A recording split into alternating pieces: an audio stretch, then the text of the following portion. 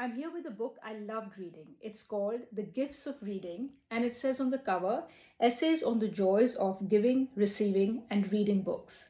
This is an anthology of essays written by some of the world's beloved authors, like William Boyd, Pico, Iyer, Philip Pullman, Michael Ondaatje, to name a few. These authors have spoken about books that transform their lives and the 5 books that they give most often as gifts. This has been curated by Jennie Orchard. Jennie herself was inspired by an essay called Gifts of Reading, written by Robert Macfarlane a few years back, in which Robert talks about a very precious friendship which was cemented by giving and receiving books. Now, all the essays are wonderful, but there are 2 that really spoke to me. The first is by William Boyd. Now, Boyd came out with a book in 1987 called The New Confessions, in which he talks about the life of a prisoner who's been sent for a few weeks to solitary confinement.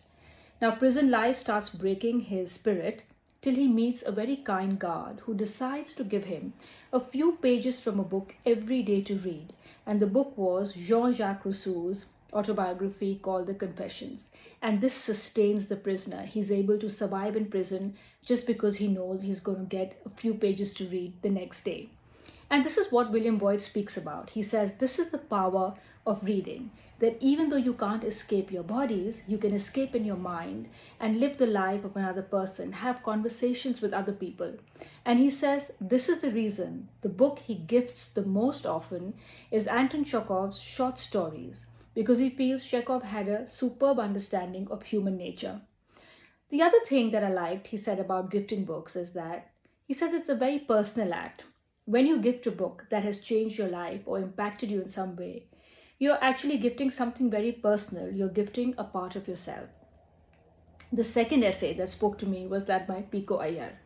Now, Iyer says that books to him are a constant companion, a friend, an educator, something he can't do without.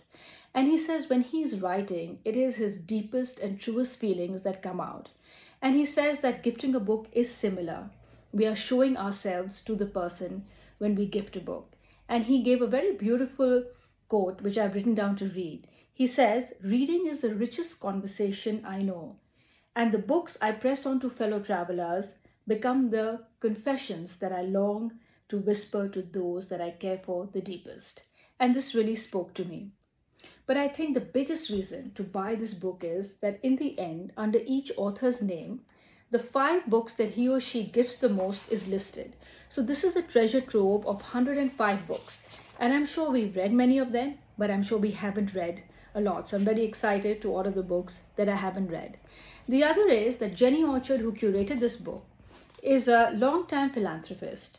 And she curated this book to coincide with the 20th anniversary of a non-profit called Room to Read, which has worked tirelessly in Asia and in Africa to educate children and has impacted 20 million children through their literacy and their gender equality programs.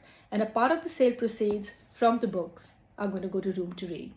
But I think buy this book for the joy of reading and also for the joy of gifting. I have been gifting only books to people after I read this, and I hope that you will look at books in a different way after reading this. Thank you.